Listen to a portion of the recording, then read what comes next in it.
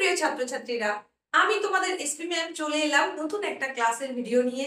আজকের ক্লাসটা নবম শ্রেণী তোমাদের জন্য তোমাদের প্রথম পার্বিক মূল্যায়ন অর্থাৎ ফার্স্ট সামেটিভ ইভালুয়েশন, যেটা সেই ফার্স্ট সামেটিভের তোমাদের ভূগোল বিষয়ের সাজেশন নিয়ে আজকের এই ক্লাসটা প্রথম থেকে মন দিয়ে দেখতে থাকো। এই ক্লাসে বলে দেওয়া প্রশ্নগুলো যদি তোমরা সুন্দর করে তৈরি করে নিতে পারো, তাহলে তোমাদের প্রথম পার্বিক মূল্যায়ন কিন্তু খুবই ভালো হবে বলে আমার বিশ্বাস। তোমাদের প্রথম পর্বের মূল্যায়নের ক্ষেত্রে 3টে অধ্যায়ের উপরে কিন্তু ভূগোল বিষয়ের প্রশ্ন সেট করা হয়। সেখানে ফুল মার্কস থাকে 40। সেই 3টে অধ্যায়ের মধ্যে দুটো থাকে প্রাকৃতিক ভূগোল থেকে, আর আঞ্চলিক ভূগোল থেকে থাকে একটা অধ্যায়। প্রাকৃতিক ভূগোল থেকে যে অধ্যায়টা থাকে তার প্রথম অধ্যায়টা হচ্ছে গ্রহরূপে পৃথিবী, আর দ্বিতীয় অধ্যায় হচ্ছে পৃথিবীর গতি। আঞ্চলিক ভূগোল থেকে তোমাদেরকে যে অধ্যায় থেকে প্রশ্নটা রাখা হয় সেটা হচ্ছে ভারতের সম্পদ। এই 3টে অধ্যায়ের উপর বেস করে তোমাদের 40 মার্কের প্রশ্ন হয়। তাছাড়াও এখানে আরো একটা জিনিস থাকে, সেটা হচ্ছে মানচিত্র। এবার মানচিত্রটা বিভিন্ন স্কুল বিভিন্ন রকম রাখে। কেউ কেউ পশ্চিমবঙ্গের ম্যাপের উপরে পয়েন্টিং এর জন্য প্রশ্ন রাখেন, আবার কেউ কেউ রাখেন ভারতের ম্যাপের উপরে পয়েন্টিং করার জন্য। যেহেতু তোমাদের এই ক্লাসের প্রশ্নটা স্কুল থেকেই করা হয়ে থাকে, তাহলে কিন্তু সবার স্কুলের সিলেবাস কিন্তু একই নাও হতে পারে। তোমাদের প্রথম পর্বের মূল্যায়নের মোট নম্বর থাকার কথা 40 নম্বর। সেই 40 নম্বরের জন্য তোমাদেরকে সময় দেওয়া হবে 1.5 ঘন্টা। 1 ঘন্টা 30 মিনিটের জন্য তোমাদের 40 মার্কের যে প্রশ্নগুলো থাকবে সেগুলো কোন অধ্যায় থেকে থাকবে সেটা তো বললাম। কোন অধ্যায় থেকে কত নম্বরের কি ধরনের প্রশ্ন আসবে সেই নম্বর বিভাজনটাও তোমাদেরকে দেখিয়ে দেব। তার আগে দেখে নাও, এই যে তোমাদের প্রথম পার্বিক মূল্যায়ন, সেটার টোটাল মার্কস হচ্ছে 40 মার্কস। 40 নম্বরে তোমাকে পরীক্ষা দিতে হচ্ছে, আর সেখানে মোট তোমাকে সময় দেওয়া হবে 1.5 ঘন্টা সময়। এই সময়ের মধ্যে তোমাদের যে প্রশ্নটার ওপর পরীক্ষা দিতে হবে, সেখানে কোন অধ্যায় থেকে কোন কোন প্রশ্ন কত নম্বরের আসতে পারে, সেইগুলি তোমাদের কত নম্বরের নম্বর বিভাজনটা কিরকম থাকবে সেটাই এখন তোমাদেরকে আমি দেখিয়ে দেব। আমি এখানে তোমাদের প্রশ্নের যে নম্বর বিভাজন সেটা দেখিয়ে দিচ্ছি। সেই অনুযায়ী যে তোমাদের প্রত্যেকেরই স্কুলের প্রশ্ন নির্ধারণ হবে এরকম কিন্তু নয়, কারণ বিভিন্ন স্কুলের সিলেবাস যেমন আলাদা হয়ে যায়, তেমনি নম্বরেরও কিন্তু পরিবর্তন হয়। তবে সাধারণত যে পরিকাঠামোটা হওয়া উচিত প্রশ্নের বা যে ধরনের পরিকাঠামো থাকার কথা, সেটা হলো এই রকম। দেখে নাও, তোমাদের দেখো প্রথম যে অধ্যায়টা রয়েছে গ্রহরূপে পৃথিবী। এই গ্রহরূপে পৃথিবী অধ্যায় থেকে তোমাদের এমসিকিউ অর্থাৎ বহু বিকল্প ভিত্তিক প্রশ্ন থাকার কথা দুটো। সেই জায়গায় তোমাদের 2 মার্কের রয়েছে। এর পরের যে অংশটা, এই অংশটা কি, এখানে তোমাদের হচ্ছে শূন্যস্থান পূরণ, সঠিক উত্তর নির্বাচন বা সত্য মিথ্যা নিরূপণ, বাম ডান মেলাও, সেই জায়গা থেকে 2 নম্বরের প্রশ্ন থাকার কথা। আর তোমাদের এসএকিউ প্রশ্ন অর্থাৎ সংক্ষিপ্ত উত্তরধর্মী প্রশ্ন, সেখানে 2 নম্বরের প্রশ্ন একটা থাকার কথা 2, আর 3 মার্কের প্রশ্ন কিন্তু এই অধ্যায় থেকে একটাই থাকার কথা অর্থাৎ 3। এই অধ্যায় থেকে কোনো 5 মার্কের প্রশ্ন থাকার কথা নয়। এরপরে চলে আসছে পৃথিবীর গতি। এখান থেকে দুটো এমসিকিউ, 3টে আদার্স যে সমস্ত শর্ট টাইপ কোশ্চেন অ্যান্সার সেখানে হতে পারে, সেটা শূন্যস্থান পূরণ বা সঠিক উত্তর নির্বাচন, সেই জায়গাগুলো থেকে 3। 2 মার্কের প্রশ্ন থাকবে একটা 2, আর 3 মার্কের প্রশ্ন একটা, আর এখান থেকে কিন্তু তোমার একটা রচনাধর্মী প্রশ্ন অর্থাৎ 5 মার্কের প্রশ্ন থাকার কথা। এরপরে চলে আসছে পরবর্তী যে অধ্যায়টা আঞ্চলিক ভূগোলের ভারতের সম্পদ। সেখান থেকেও তোমাদের এমসিকিউ আসার কথা 3টে, অর্থাৎ এটা হচ্ছে বহু বিকল্প ভিত্তিক। তোমার অপশন দেওয়া থাকবে, বেছে নিয়ে লিখতে হবে, সেখানে 3 মার্ক। তারপরে যেটা এখান থেকে ওই যে বললাম তোমাদের শূন্যস্থান পূরণ বা সত্য মিথ্যা নিরূপণ শুদ্ধ, এই জায়গাটায় হচ্ছে 3 মার্ক, 3টে প্রশ্ন থাকবে। এসএকিউ প্রশ্ন একটাই থাকবে সংক্ষিপ্ত উত্তরধর্মী যেটা, সেখানে হচ্ছে একটা প্রশ্ন 2 নম্বরের জন্য, আর 3 মার্কের জন্য একটা থাকবে। এইভাবে তোমাদের টোটাল এমসিকিউ থাকবে 7 মার্কের। 3টে অধ্যায় থেকে 7 মার্কের এমসিকিউ থাকবে। এর জন্য কিন্তু এক্সট্রা কোশ্চেন থাকবে না, তোমাকে 7 নম্বরের জন্য 7টাই প্রশ্ন দেওয়া থাকবে, সেটা করতে হবে। এরপরে তোমাদের আদার্স যে কোশ্চেনগুলোর কথা বলেছিলাম 1 নম্বরের, সেখান থেকে দেখো টোটাল প্রশ্ন থাকবে 8 মার্কের। এই 8 মার্কের জন্য তুমি এক্সট্রা কোশ্চেন পেলেও পেতে পারো। আবারও বলছি, এগুলো সমস্তটাই স্কুলের উপর নির্ভরশীল। এছাড়া আছে সংক্ষিপ্ত উত্তরধর্মী যেটা 2 নম্বরের কোশ্চেন, সেখানে তুমি পাবে 6 মার্ক। এই 6 মার্কের জন্য কিন্তু তুমি এক্সট্রা কোশ্চেন পেলেও পেতে পারো। এখানে 3টে অধ্যায় থেকেই একটা করে প্রশ্ন থাকার কথা 2 মার্কের। 3 মার্কের ক্ষেত্রেও প্রতিটা অধ্যায় থেকেই একটা করে প্রশ্ন থাকার কথা, অর্থাৎ এখানে তুমি পাচ্ছ 9 মার্ক। এরপরে আসছে 5 মার্ক কোশ্চেন। এই জায়গাটায় কিন্তু একটা প্রশ্ন পৃথিবীর গতি এই অধ্যায় থেকে, রচনাধর্মী প্রশ্ন একটা থাকেই। রচনাধর্মী প্রশ্ন যেটা পৃথিবীর গতি থেকে একটা থাকবে, সেখানে তুমি পেয়ে গেলে 5। বাকি এই অংশটার ক্ষেত্রে বিভিন্ন স্কুল বিভিন্ন রকম করে থাকেন। কোন স্কুল সেখানে মানচিত্র রাখেন, মানচিত্র রাখলে সেখানে পাঁচটা তোমাকে চিহ্নিতকরণ করতে হবে, সেই 5টা চিহ্নিতকরণের জন্য 5 মার্কস থাকবে। আর যদি মানচিত্র না থাকে তাহলে কিন্তু ভারতের সম্পদ এই অধ্যায় থেকেই 5 মার্ক থাকবে। অর্থাৎ তোমাকে 5 মার্ক হিসাবে মোট 10 নম্বরের প্রশ্ন থাকছে, সেখানে একটা গতি থেকে থাকছেই, আর একটা হয় তোমার মানচিত্র থাকবে 5 নম্বরের, তা নাহলে ভারতের সম্পদ এই অধ্যায় থেকে তোমাকে 5 মার্কের প্রশ্ন করতে হবে। এইভাবে পুরো অধ্যায়টাকে করা হয়েছে। দেখো তাহলে 8 এর সাথে 15, আর এখানেও 9 6 15 হয়ে গেল 30, আর এই হচ্ছে 10, 40 মার্ক। এই টোটাল 40 মার্কের পরীক্ষা তোমরা যেটা দেবে কিনা 1.5 ঘন্টা সময়ের মধ্যে, 1 ঘন্টা 30 মিনিট তোমাদেরকে টাইম দেওয়া হবে, তার মধ্যে 40 মার্কের প্রশ্ন দেবে। এইবার বলি তোমাদের যেটা মানচিত্রের কথা বললাম, এই মানচিত্রটাও কিন্তু অপশনাল, মানে তোমাদের স্কুল কর্তৃপক্ষ যিনি প্রশ্ন করছেন, স্কুলের যিনি যে টিচার মাস্টারমশাই যিনি প্রশ্ন করছেন তার উপর নির্ভর করবে তিনি কিসের মানচিত্র তোমাদেরকে প্র্যাকটিস করিয়েছেন, তার উপরে নির্ভর করবে কোন মানচিত্র থাকবে। মানচিত্রটা কিন্তু পশ্চিমবঙ্গেরও হতে পারে, আবার ভারতও হতে পারে। এই জায়গায় বিভিন্ন স্কুল বিভিন্ন প্র্যাকটিস করিয়ে থাকে, কেউ কেউ মানচিত্র পশ্চিমবঙ্গে প্র্যাকটিস করান, আবার কেউ কেউ ভারতের প্র্যাকটিস করিয়ে থাকে। তোমাদের সিলেবাসটা ঠিক কি রকম হবে সেটা একেবারেই তোমাদের স্কুলের উপর নির্ভর করছে। তোমার স্কুল টিচার যিনি যেভাবে বলেছেন যে ধরনের প্রশ্ন আসার কথা সেখানে মানচিত্র থাকবে কিনা সেই মতোই তোমরা প্রস্তুতি নেবে। তোমাদেরকে যে কথাটা বলতে চাই সেটা হচ্ছে কি, তোমাদের এমসিকিউ প্রশ্ন যেখানে কিনা তোমরা 7 নম্বরের এমসিকিউ প্রশ্ন পাবে, সেই এমসিকিউ প্রশ্নের কিন্তু কোনো সাজেশন বলতে পারছি না। তার কারণ এমসিকিউ প্রশ্ন যে কোনো জায়গা থেকে যে কোনো রকম প্রশ্ন হতে পারে, এর কোনো সাজেশন আমি এখন দিচ্ছি না তোমাদের। পুরো বইয়ের ওপরে মানে 3টে অধ্যায় থেকেই তোমাকে ভালো করে পড়তে হবে। তোমাকে এখন আমি যে প্রশ্নগুলোর কথা বলবো সেটা 2 মার্কের প্রশ্ন, 3 মার্কের প্রশ্ন আর 5 মার্কের প্রশ্ন। প্রশ্নগুলো খুব ভালো করে যদি তুমি তৈরি করো তাহলে অবশ্যই তুমি খুব ভালো ফলই পাবে। একেবারে শুরুতেই তোমাদের যে অধ্যায়টার কথা বললাম সেটা হচ্ছে গ্রহরূপে পৃথিবী। এই গ্রহরূপে পৃথিবী এই অধ্যায় থেকে তোমরা 2 মার্কের প্রশ্ন হিসেবে যে প্রশ্নগুলো তৈরি করবে সেগুলো দেখে নাও। প্রথম যে প্রশ্নটা তোমরা তৈরি করবে সেটা হলো সৌরজগৎ কাকে বলে। পরের প্রশ্ন কুলীন গ্রহ কাকে বলে, তার উদাহরণ দাও। তারপরে প্রশ্ন বামন গ্রহ কাকে বলে, তার উদাহরণ দাও।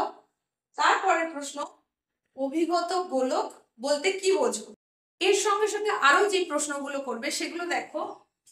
জিওড কি, জিপিএস এর পুরো নাম কি, পৃথিবীর মেরুব্যাস কত, সৌরজগতের উষ্ণতম, শীতলতম, দূরতম, নিকটতম, বৃহত্তম, ক্ষুদ্রতম গ্রহের নাম কি। এতগুলো তো একসঙ্গে আসে না, কিন্তু এর মধ্যে একটা তো অবশ্যই থাকে, সেই জন্য এই জায়গাটায় সবগুলি তোমরা দেখে রাখবে খুব ভালো করে। এই অধ্যায় থেকে 3 মার্কের প্রশ্ন হিসেবে তোমরা যে প্রশ্নগুলো তৈরি করবে সেগুলো দেখে নাও। কুলীন গ্রহ ও বামন গ্রহের পার্থক্য। এটা পৃথিবীকে নীল গ্রহ বলা হয় কেন, জিপিএস এর ব্যবহার লেখো, সৌরজগতের অন্তস্থ ও বহিস্থ গ্রহের পার্থক্য, আর বেডফোর্ড লেভেল পরীক্ষা। এই জায়গায় তোমাদের বলি যদি পার্থক্য আসে কোনো বিষয়ের তাহলে সেই জায়গায় অবশ্যই 3টে কলাম করবে। 3টে কলামের মধ্যে একটাই পার্থক্যের বিষয় বলে চিহ্নিত করবে, আর বাকি দুটোতে যে যে বিষয়ের ওপর পার্থক্য করতে বলা হয়েছে সেইগুলো উল্লেখ করে দেবে। কত মার্কের প্রশ্ন আসছে তার উপর নির্ভর করে তুমি কতগুলো পয়েন্ট দেবে সেটা ঠিক করে নেবে। এই হলো গিয়ে তোমাদের 3 মার্কের প্রশ্ন। এরপরে দেখে নাও 5 নম্বরের জন্য এই অধ্যায় থেকে তোমরা কোন প্রশ্নগুলো তৈরি করবে। তোমাদের এই অধ্যায় থেকে অর্থাৎ গ্রহরূপে পৃথিবী এই অধ্যায় থেকে মূলত রচনাধর্মী কোনো প্রশ্ন থাকে না, 5 মার্কের প্রশ্ন থাকে না, কারণ সেখানে মানচিত্র থেকে 5 নম্বর থাকে, আর গতি পৃথিবীর গতি এই অধ্যায় থেকে 5 মার্ক থাকে। তবে ওই যে বললাম কোথাও কোথাও কোনো স্কুলে কিন্তু মানচিত্র হয়তো রাখা হয় না, সেখানে তাহলে দুটো রচনাধর্মী প্রশ্ন রাখতে হবে, সেক্ষেত্রে এই অধ্যায় থেকে একটা 5 নম্বরের প্রশ্ন থাকে। তো তোমরা এই অধ্যায় থেকে মূলত 5 মার্কের প্রশ্ন হিসেবে যেটা করবে সেটা হচ্ছে পৃথিবীর অভিগত গোলকাকৃতির প্রমাণ দাও। পৃথিবীর অভিগত গোলকাকৃতির প্রমাণ দাও। এই একটা প্রশ্নই খুব ভালো করে তৈরি করবে। আর এটা যেহেতু রচনাধর্মী প্রশ্ন, তাই তোমাদেরকে এখানে কিন্তু অবশ্যই চিত্র সহ তোমরা প্রশ্নের উত্তরটাকে তৈরি করবে খুব সুন্দর করে। এই প্রশ্নের উত্তরটা তৈরি করলে আর বাকি এর আগে তোমাদেরকে 2 মার্ক 3 মার্কের যে প্রশ্নগুলো বলেছি সেই জায়গার প্রশ্নগুলো যদি ঠিক করে তৈরি করে নাও এই অধ্যায় থেকে, তাহলে কিন্তু এই অধ্যায়ের যা যা প্রশ্ন তোমাদের পরীক্ষায় আসবে প্রতিটা প্রশ্নই কিন্তু তোমরা কমন পাবে। এরপরে তোমাদের যে অধ্যায়টা পড়তে বলেছি সেই অধ্যায়টা হচ্ছে পৃথিবীর গতি। পৃথিবীর গতি এই অধ্যায় থেকে তোমরা 2 মার্কের প্রশ্ন হিসাবে যে প্রশ্নগুলো ভালো করে তৈরি করে নেবে সেগুলো এখন দেখে নাও। প্রথম যে প্রশ্নটার কথা বলছি সেটা হচ্ছে ফেরেলের সূত্র কি। এই প্রশ্নটা কিন্তু খুব গুরুত্বপূর্ণ একটা প্রশ্ন, প্রায় প্রত্যেকবারই প্রশ্নে আসে। এর সঙ্গে করবে কোরিওলিস বল কাকে বলে, তার সাথে করবে অধিবর্ষ বলতে কি বোঝো, এটাও একটা খুব ইম্পর্টেন্ট প্রশ্ন। এই প্রশ্নটাও গুরুত্ব সহকারে কিন্তু তোমরা পড়বে। এরপরে আছে উষা ও গোধূলি বলতে কি বোঝো বা কাকে বলে। তারপরে যে প্রশ্নটা আছে সেটা হচ্ছে মেরু জ্যোতি কি, তার সঙ্গে তোমরা দেখে রাখবে রবি মার্গ কি। এর সঙ্গে তোমরা করবে উত্তরায়ণ ও দক্ষিণায়ন কি, আর তার সঙ্গে তোমরা করবে সূর্যের আপাত দৈনিক গতি কাকে বলে। এই প্রশ্নগুলো যদি তোমরা 2 নম্বরের প্রশ্ন হিসেবে তৈরি করে নাও তাহলেই যথেষ্ট হবে। এরপর দেখে নাও 3 মার্কের প্রশ্নের জন্য তোমরা কোন কোন প্রশ্নগুলো খুব ভালো করে তৈরি করবে। এরপরে দেখো পৃথিবীর গতি এই অধ্যায় থেকে তোমরা 3 মার্কের জন্য যে প্রশ্নগুলো তৈরি করবে সেগুলো হচ্ছে অপসুর আর অনুসুরের পার্থক্য, এটা ভালো করে তৈরি করে নেবে। তার সঙ্গে করবে কর্কট সংক্রান্তি মকর সংক্রান্তি তার পার্থক্য। তারপরে করবে নিরক্ষীয় অঞ্চলে ঋতু পরিবর্তন হয় না কেন, এটা একটু ব্যাখ্যামূলক প্রশ্ন। তারপরে নিশীথ সূর্যের দেশ কাকে বলা হয় আর তার সঙ্গে সঙ্গে কেন বলা হয়, এটাও তৈরি করবে। আর করবে পৃথিবীর আবর্তন বেগ সব জায়গায় সমান নয় কেন। এই হচ্ছে 3 নম্বরের প্রশ্ন। 3 নম্বরের জন্য তোমরা এই কয়েকটা প্রশ্নই এই অধ্যায় থেকে তৈরি করে নেবে।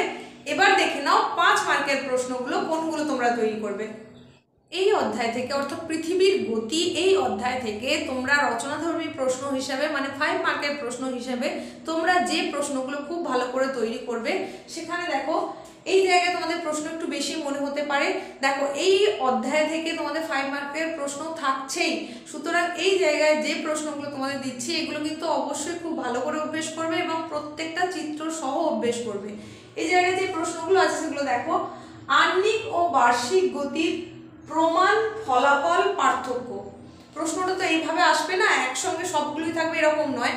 তোমার প্রমাণ পড়তে পারে, না হলে ফলাফল পড়তে পারে, না হলে পার্থক্য পড়তে পারে। তাও যে কোনো একটার, হয়তো বললো আহ্নিক গতির প্রমাণ দাও, আহ্নিক গতির সপক্ষে প্রমাণ দাও, বা বললো বার্ষিক গতির সপক্ষে প্রমাণ দাও, আহ্নিক গতি বা বার্ষিক গতির পার্থক্য লেখো, বা আহ্নিক গতির ফলাফল লেখো। এইরকম যে কোনো একটা পার্ট হয়তো পড়বে, কিন্তু এই জায়গা থেকে প্রশ্ন থাকেই। তাই এই জায়গায় তোমরা এই প্রশ্নগুলো খুব ভালো করে তৈরি করবে, প্রতিটা প্রশ্নই সুন্দর করে তৈরি করবে। তারপরের প্রশ্নটা দেখে নাও, ঋতু পরিবর্তন কিভাবে হয় চিত্র সহ বর্ণনা করো। এটাও একটা কিন্তু মোস্ট ভাইটাল কোশ্চেন, এটাও খুব ভালো করে তৈরি করবে, চিত্র সহযোগে তৈরি করবে। আরেকবার প্রশ্নটা দেখে নাও, ঋতু পরিবর্তন কিভাবে হয় চিত্র সহ বর্ণনা করো। তার সঙ্গে আরো একটা প্রশ্ন যেটা খুব ভালো করে তৈরি করবে সেটা হলো পৃথিবীর গোলীয় আকৃতির সপক্ষে প্রমাণ দাও। এটাও অবশ্যই চিত্র সহযোগেই কিন্তু প্রশ্নের উত্তরটা লিখবে যদি তোমাদের পরীক্ষায় আসে। গোলীয় আকৃতির সপক্ষে প্রমাণ দাও, যদি তোমার সেখানে উল্লেখ করে দেয় 3টি প্রমাণ তাহলে 3টি দেবে, তা না হলে তোমরা একাধিক দিতে পারো। ভারতের সম্পদ এই অধ্যায় থেকে তোমরা 2 নম্বরের জন্য যে যে প্রশ্নগুলো খুব ভালো করে তৈরি করবে সেইগুলো এবার দেখে নাও। এই জায়গায় তোমরা তৈরি করবে নিরপেক্ষ উপাদান। নিরপেক্ষ উপাদান কি সেটা তৈরি করবে। তার সঙ্গে করবে সম্পদের বৈশিষ্ট্য, সম্পদের বৈশিষ্ট্য কি কি হয় সেখানে 2-3টে বৈশিষ্ট্য করবে। জীবাশ্ম জ্বালানি বলতে কি বোঝো বা কাকে বলে, সম্পদ সংরক্ষণ বলতে কি বোঝো, তার সঙ্গে করবে খনিজ তেলকে তরল সোনা বলা হয় কেন, আর তার সঙ্গে দেখে নেবে কয়লাকে কালো হিরে বলা হয় কেন। এই হলো গিয়ে তোমাদের ভারতের সম্পদ এই অধ্যায় থেকে 2 নম্বরের হাতে গোনা কতগুলো প্রশ্নের কথা বললাম। এরপরে দেখে নাও 3 মার্কের প্রশ্ন এই অধ্যায় থেকে তোমরা কোনগুলো ভালো করে তৈরি করবে।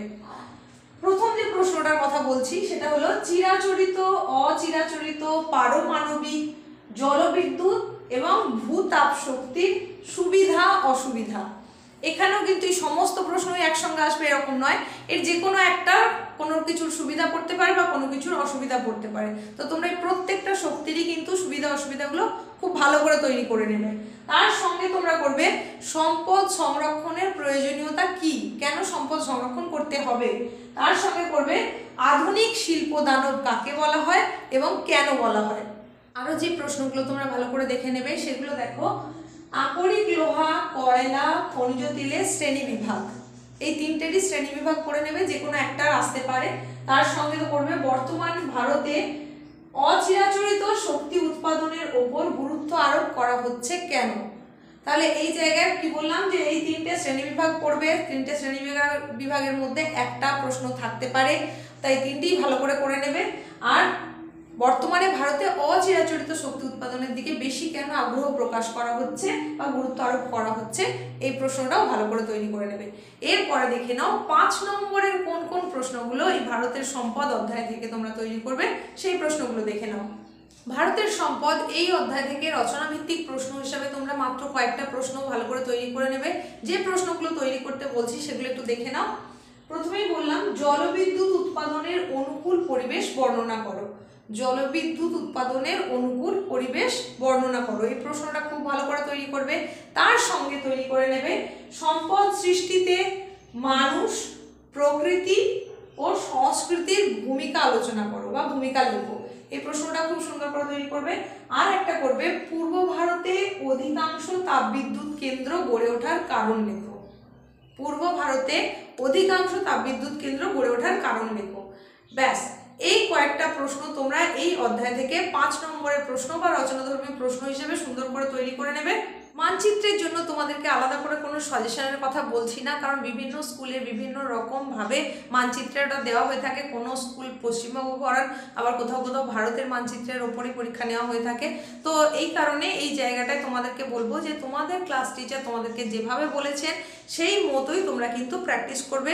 যে ম্যাপের কথা বলেছেন সেই ম্যাপের উপরে যে যে জিনিসগুলো তোমাদের পয়েন্টিংয়ের জন্য বলেছেন সেইগুলোই ভালো করে প্র্যাকটিস করে নেবে।